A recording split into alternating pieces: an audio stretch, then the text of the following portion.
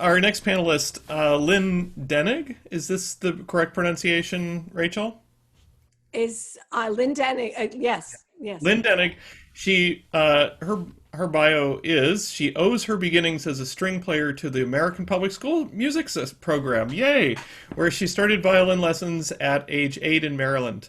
Lynn attended state universities in West Virginia, Illinois, and Iowa, studying violin performance with Donald Portnoy, Paul Rolland, Leopold Lafosse, and viola with Gerald Lefkoff and Guillermo Peric. Now, if I get these names wrong, you all are going to have to correct me. Lynn was a professor at Northern Michigan University, created and taught the violin portion of the Music Advancement Program in Durban, South Africa, and a program for previously marginalized youths, served as president of the Virginia chapter of the American String Teachers Association, and on national committees for ASTA. She is a co-author of ASTA's Certificate Advancement Program.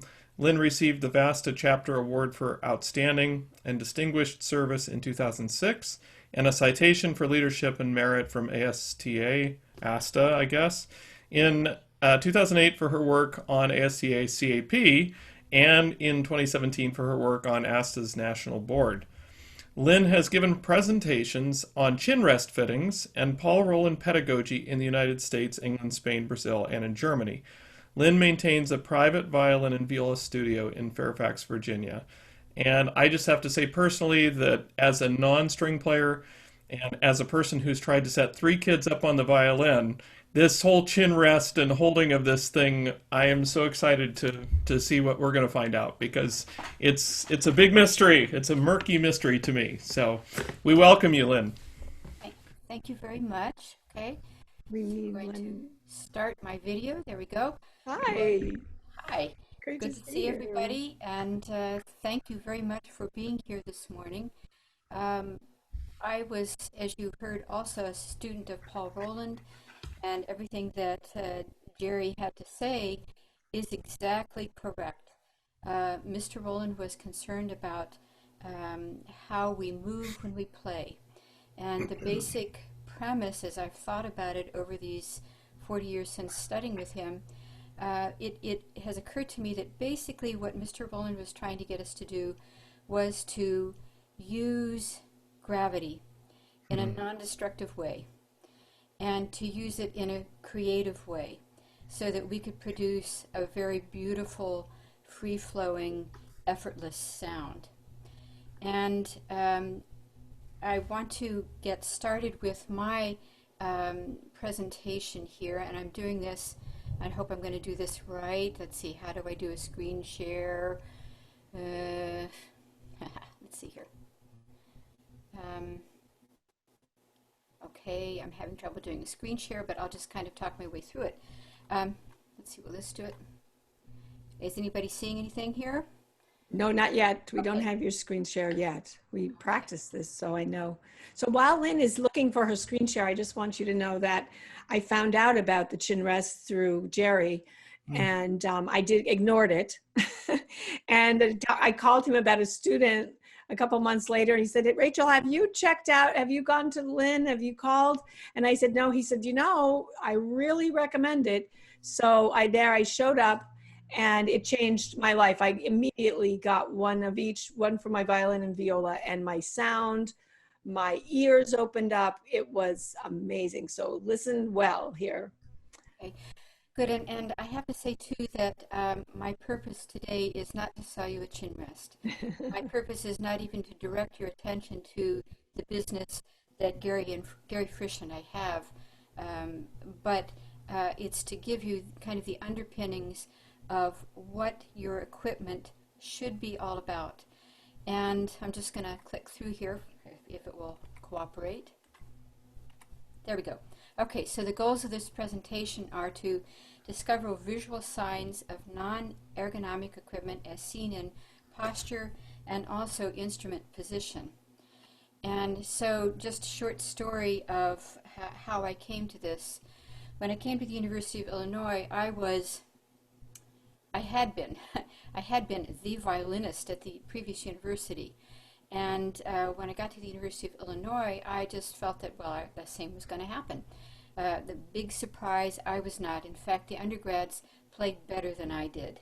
Hmm. And also, the very things that I valued in my playing, Mr. Rolland seemed to not value in the same way. And so this was a real shock to me.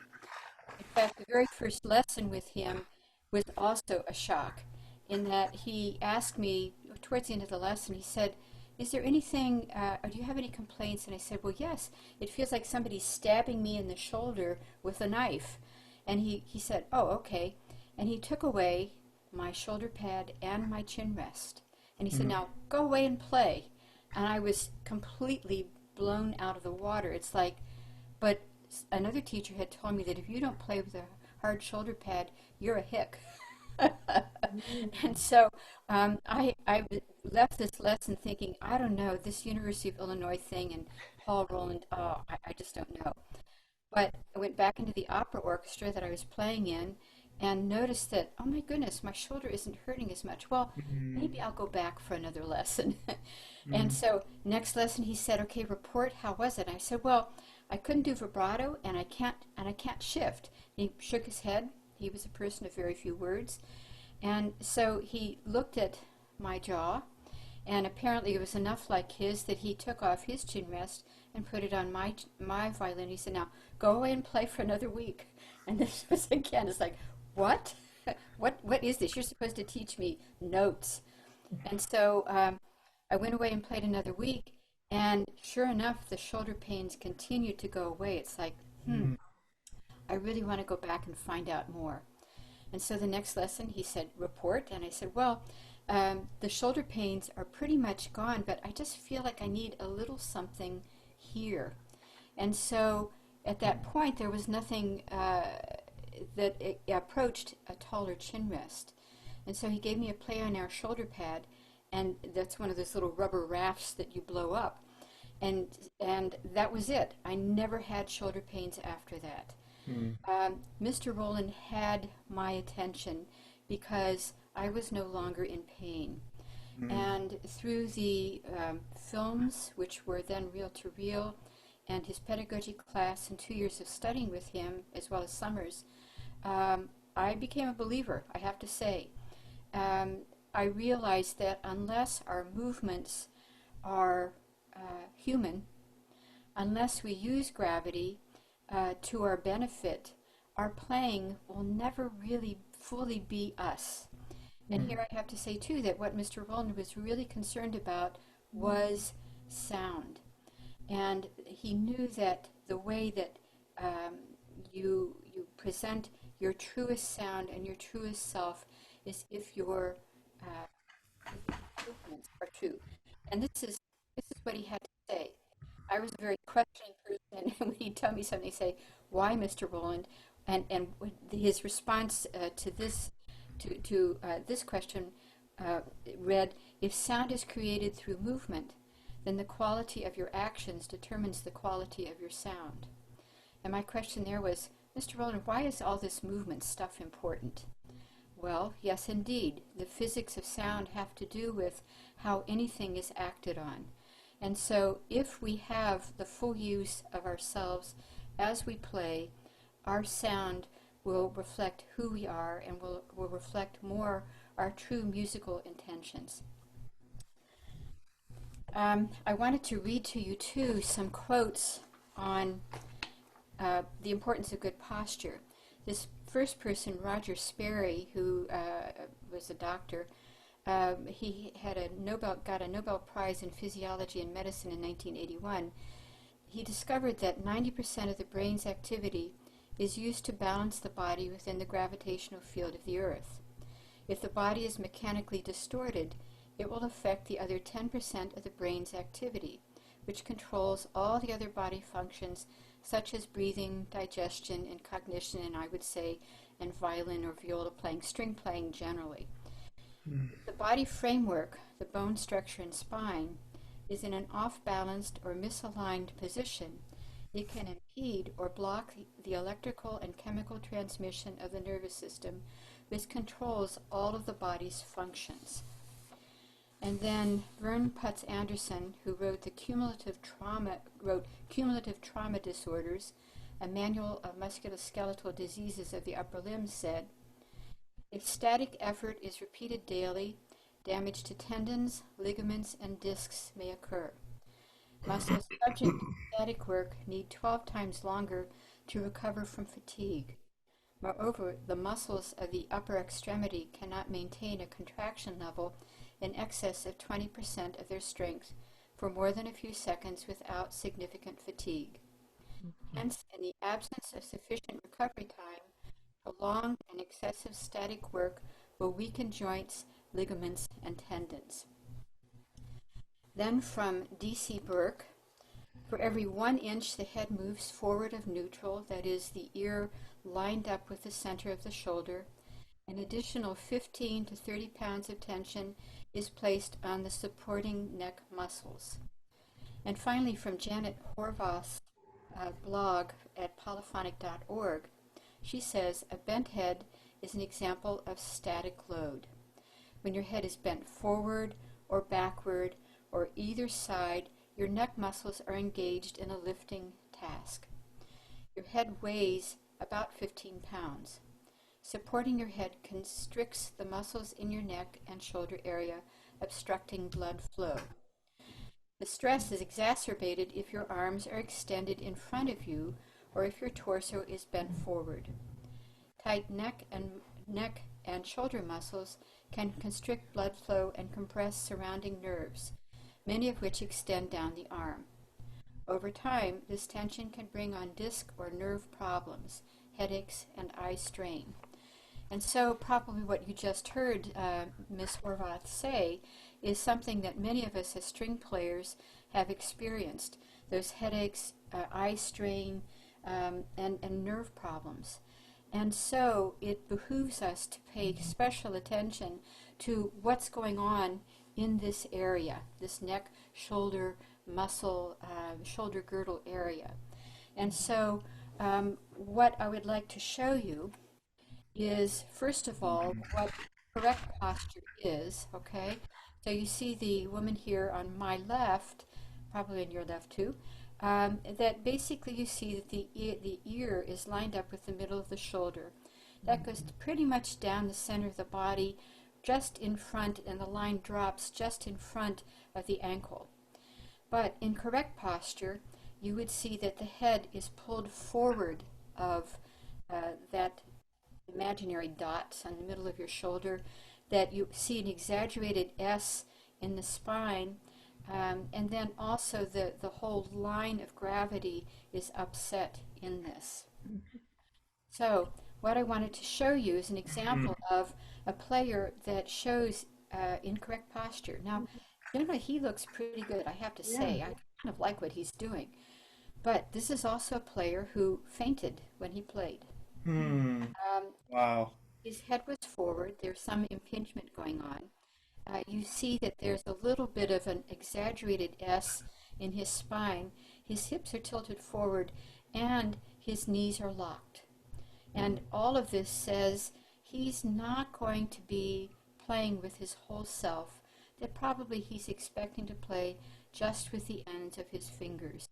And this was the crux of his problem.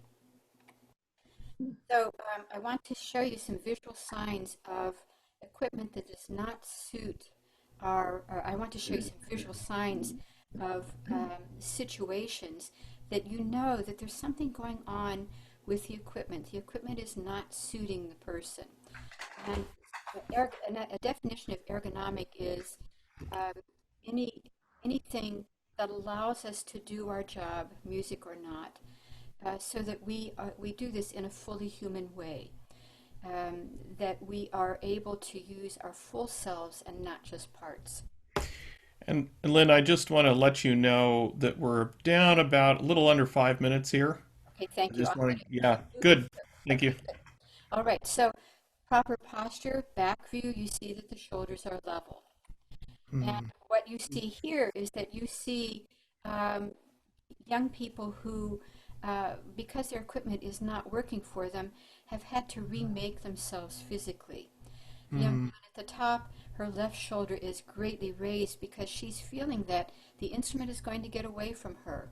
And so she has to clamp extra hard between her left shoulder, and she has to throw lots of head weight into the top of the chin rest. And so you see that again, that rather T-like formation that you want to see is now obstructed and turned.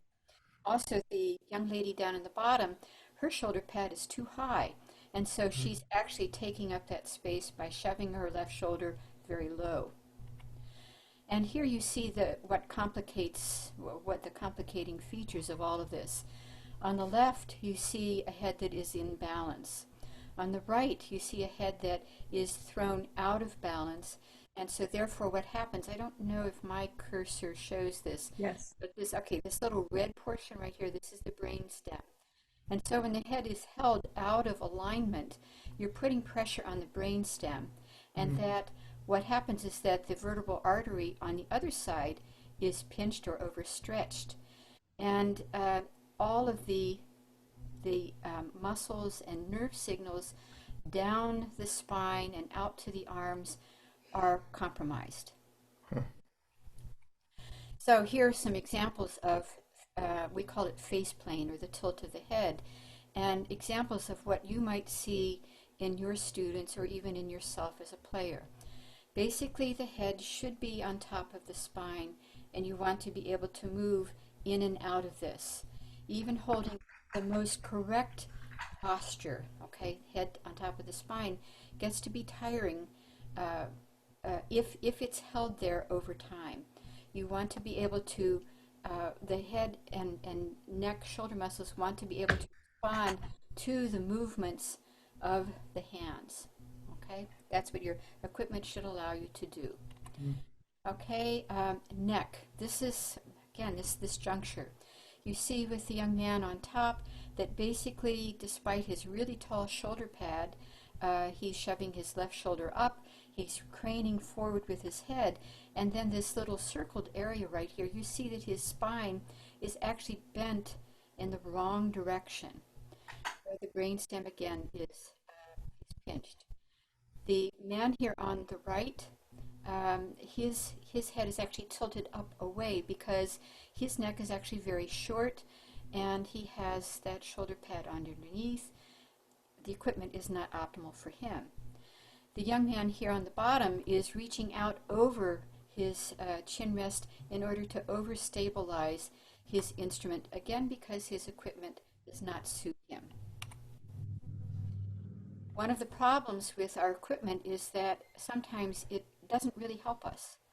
And this is often what we see, what I see with the hard shoulder pads, that they cause lots of roll or tilt in the instrument, so that if we're playing on the G string, the lowest string all the time, that's great because our natural arm weight can hang into the G string. But we have to say that we spend a lot of time playing on the top two strings. And so therefore, with the instrument tilted so far down to the top two strings, in order to release arm weight, well, we can't. We have to add force to get sound. And so this is another of the problems that our equipment can create. And then there's the whole topic of scroll pitch, or the tilt of the scroll. And this is something that we as string teachers are constantly talking to our students about. Get your scroll up, get your scroll up.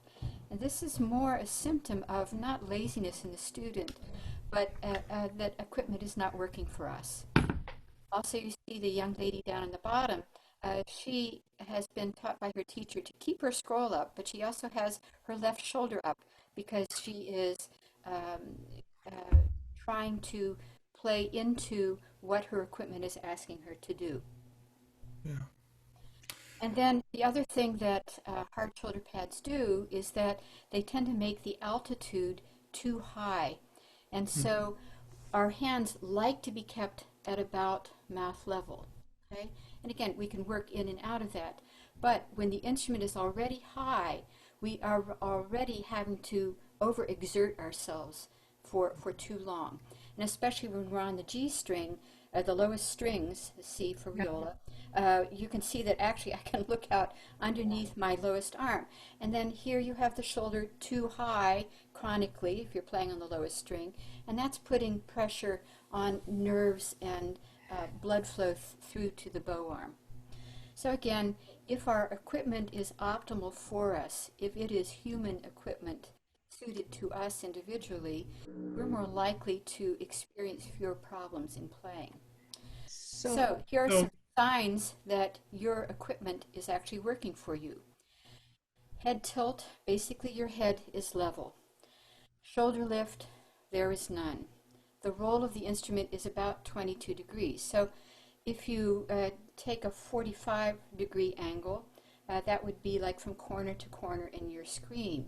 So 22 is about half of that. The scroll pitch, the strings are parallel to the floor. The altitude of the instrument, your hands basically are at mouth level. But what you want to say is that your equipment should allow you to move in and out of all of those postures. So, Lynn, we're going to have to actually wrap it up at that point. We're a couple minutes over. Want to really thank you for coming and sharing this with us. Do you have any last thoughts, Rachel? Well, wow, this is huge for people to be able to see these. So I would yeah, great. Thank you for putting that up. And I don't know if you have a picture you can quickly put up of somebody without the shoulder rest. That just so somebody could see. That's right there. Wow. Excellent. Thank you. Beautiful. So Lynn, thank you. I know you put in a lot of time to get this into this format. So thank you very much. This is huge for many people here. I know some of my colleagues are going to be really thrilled to know this for their students and themselves. So yeah. Thank you. And thank you for the opportunity. You're welcome. Thank you. Thanks.